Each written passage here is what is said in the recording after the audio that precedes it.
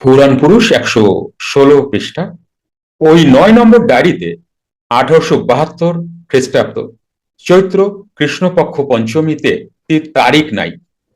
কাশীতে থাকাকালীন সাধনার মাধ্যমে তিনি যে তাহার প্রিয় গুরুদেবের সহিত মিলিত হইয়াছেন সাধনার মাধ্যমে, এই জায়গাটা স্কিপ করো না যেন, তিনি যে তাহার প্রিয় গুরুদেবের সহিত মিলিত হইয়াছেন সাধনার মাধ্যমে সে বিষয়ে এক অপূর্ব বর্ণনা লিপিবদ্ধ করিয়াছেন।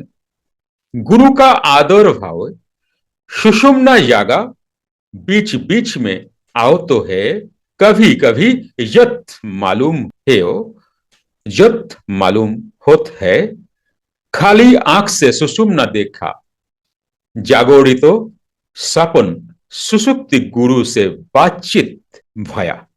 অর্থাৎ গুরুর আদর ভাব সুষুম্না জাগিল, গুরুর আদর ভাব সুষুম্না জাগিল, মাঝে মাঝে আসিতেছে, কখনো কখনো জ্যোতি অনুভব করিতেছি, খালি চোখে সুষুম্না দেখলাম, জাগ্রত স্বপ্ন সুষুপ্তি, গুরুর সহিত কথাবার্তাও হইল।